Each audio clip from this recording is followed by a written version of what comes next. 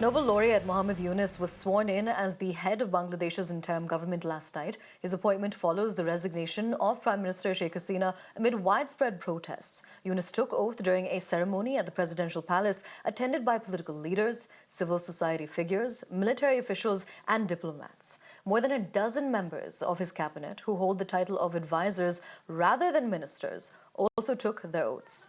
Now, the caretaker government is tasked with restoring peace and preparing for new elections. Yunus has also faced over 100 criminal charges in the past. However, Bangladesh's Army Chief General Waqar-uz-Zaman has expressed confidence that Yunus would guide the country through a beautiful democratic process. Now, meanwhile, Prime Minister Modi has extended his best wishes to Yunus, affirming New Delhi's commitment to cooperating with Dhaka. The Prime Minister did, however, mention that there was a need to protect the minorities in Bangladesh. But in a strong statement, the Bangladesh National Party has said, and I quote, "It would be tough to cooperate with India if it helps our enemy, Hasina." And days after violent protests forced the former Bangladesh PM Sheikh Hasina to flee the country and seek refuge in India, India's first line of defense, the Border Security Force, is maintaining a high vigil across the border following anticipation of the influx of refugees into the country.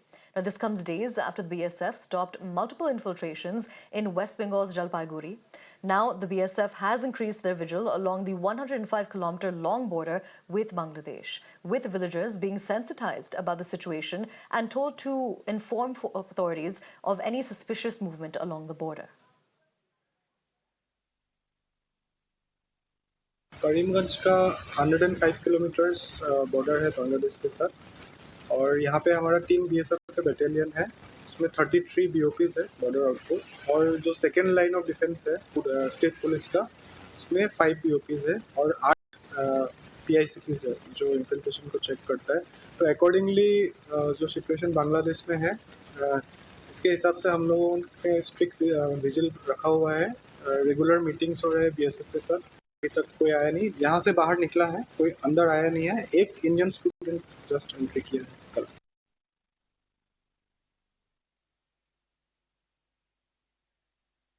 We're crossing over to my colleague Pooja to get us more on this. Pooja, let's talk about this statement that's been made by the Bangladesh National Party. I'm going to quote this here.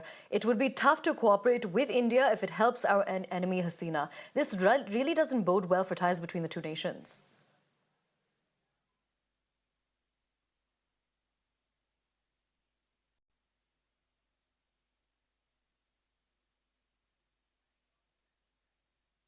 All right, we'll try to reestablish that connection with my colleague Pooja there. But essentially, when it comes to the latest development, Bangladesh now has a new interim government that had been already promised by the army chief.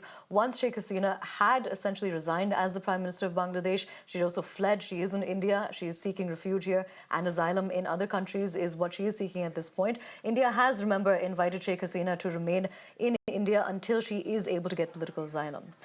But to get us more on the latest, we're crossing back over to my colleague Pooja. Pooja, were you able to hear my question?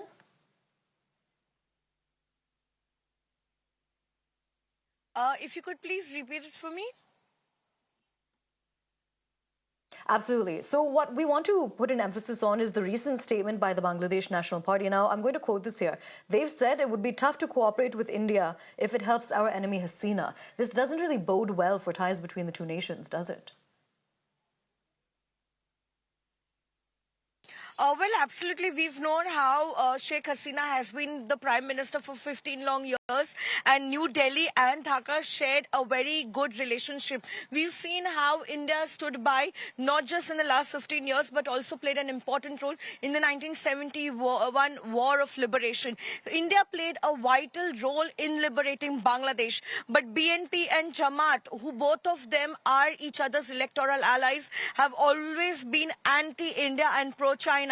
But the fact that Sheikh Hasina has always been pro-Indian, this is a bone of contention for the BNP and Jamaat, and they do not like India as far as policies are concerned. But what we know right now is that the Prime Minister has congratulated Professor Yunus, who has been sworn in as the chief advisor of the interim government. Now, we don't know for how long this interim government will be in place, but Professor Yusuf has categorically stated that they are going to stabilize the situation as far as the violence and law and order situation is concerned in Bangladesh, and thereafter, come up with a conducive environment where elections can be held. But we don't really know how soon elections in Bangladesh will be held. But at this point in time, BNP is the top contender as far as contesting elections in Bangladesh is concerned, and also Jamaat being their important electoral ally.